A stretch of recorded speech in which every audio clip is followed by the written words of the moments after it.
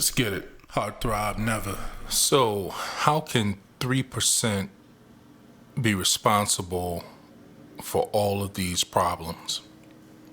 How can 3% of a population be responsible for all of the issues that people would like to say that this demographic is responsible for?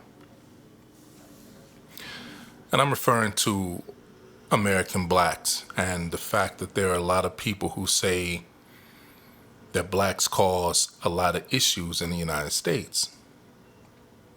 They say that black people, and specifically black men, are the problem for everything. So historically, black people and specifically black men have been the proverbial scapegoat. Anytime someone wanted to shift blame and not take accountability for things that have been going on. I take it as a natural hate for American blacks. It's like you think about crime. Anytime you have American blacks talking about how they want to try to, better their communities and things like that, you have opposing people say, well, you guys commit all this crime, but numerically,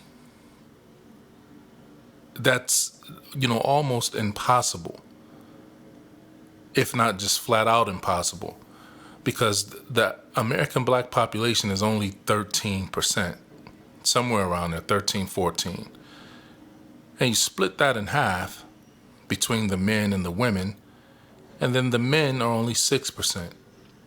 And then you got to chop it off again in half, or maybe, a quarter of it, or however much it is.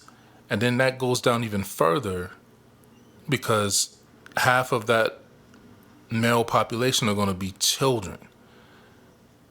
And so they're not going to be committing crime like that. They're children, not that they can't commit crime. So we have roughly around 3 to 4% of adult males who everybody is saying is responsible for all this crime.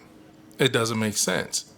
And then you have, in conjunction with that, the white population, which is way over 200 million, and blacks are, 40-something million? But 13% total for black males and females are committing all of the crime, which their population pool is 40-something million, but whites have 200-something million. Numerically, it doesn't add up. There's no way. Then we have the whole aspect of welfare dependency. You have all these immigrants and, American citizens even who blame blacks for being the main, users of welfare, when it's statistically proven and numerically proven that there are more whites on welfare than American blacks. It's always been that way. So it's impossible for them to be the main ones using welfare the way that they're saying that they're using it. Then we have the issue of drug infiltration into black communities, and now all over all communities, no matter what ethnic group you belong to. But before, it was always American blacks are the problem for these drug issues in their communities, and then we find out statistically that there are more whites that use drugs than blacks. There are more whites that use more types of drugs than blacks.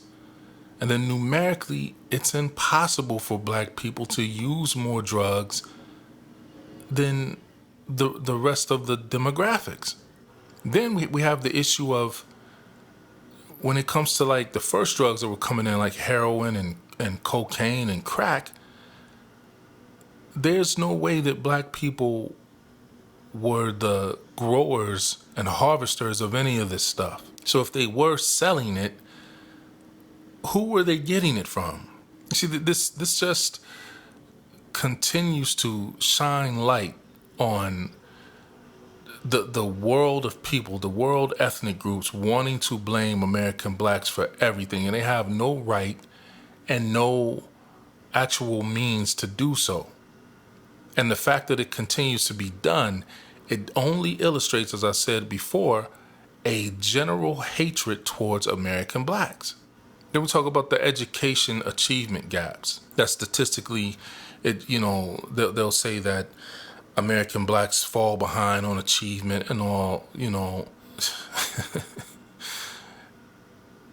But if that's the case, when we go back early on, you got to think about, why were they making laws to make it illegal for American black slaves to learn how to read and write? Sounds like you don't want to compete. That's what it sounds like to me. And then after the slavery, you wanted to keep segregation, or have segregation in place so that they couldn't learn from the same materials that white children were learning from. Sounds like a fear of competition to me. You wanted to make sure that any books that they did get, if they had textbooks and school supplies, that they were in the most rundown shotgun house of a school. Most times they didn't even have heat in the school, in the school, thing that they went to. And then they had to walk miles, to go to this little school in sweltering heat and freezing colds. I have relatives who can still tell me the stories, they older, tell me the stories of the things they went through trying to go to school down south, Tennessee. So we're not making none of this stuff up. But then there was a former CIA agent that stated that, crack and heroin specifically were put in black communities because American blacks are starting to show academic rival and competition with white students. That's why they dropped it in the communities. I don't know. Could be true, could be false. But we do know that it's not something that's like unheard of. These types of things have been done before. And what about the fact that anytime something politically goes on, if black men specifically don't vote Democrat, the political issues are blamed on American black men and women if they have the same ideology as American black men, which is rare, but some of them do. Or the issues of single mother households, all these black men are leaving these children to be raised by single mothers when it's the mothers that are leaving the men most of the time. Now, that's not to say that there isn't a host of issues that American black men have had and still have. But that's, the normalcy within every ethnic group. There are men from the white ethnic group that leave children to their mothers.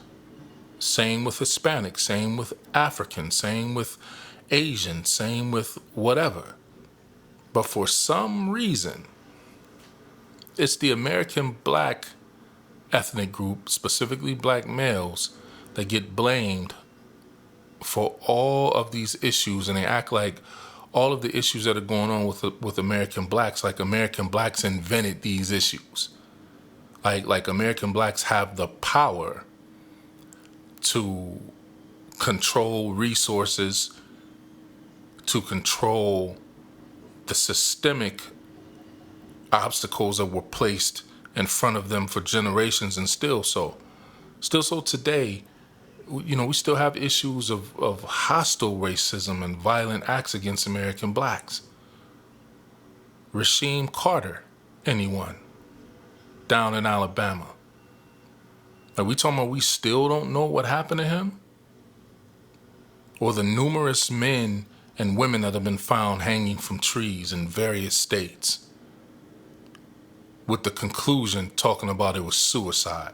So how in the world can 3%, when we break it down from that 13% to 3 or 4%, to black males being the main issue of all these problems in America? Because that's the first thing that comes out of, immigrant ethnic groups' mouths. You blacks, all you do is expect a handout. You don't want to work. You're lazy. You don't want to like. It's a real interesting thing because I did a video, a month ago, called "So Much Smoke for American Blacks," and I had to re-upload everything and lost all my views and everything. But that's what I talk about in that video.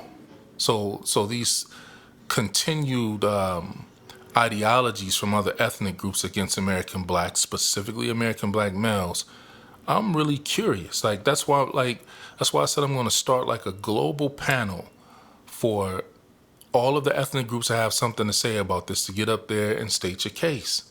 Because when you're saying these things, you either bring statistics that have long been proven false, or you don't have any statistics and proof at all. It's an amazing thing, man. So long story short, there's no way that 3% of a country's population can be responsible for all those problems.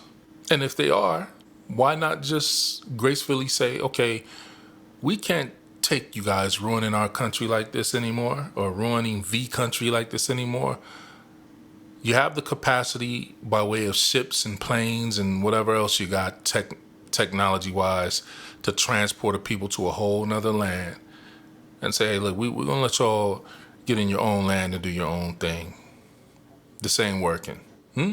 Nah, you're not going to do that. I'm out. Throb never.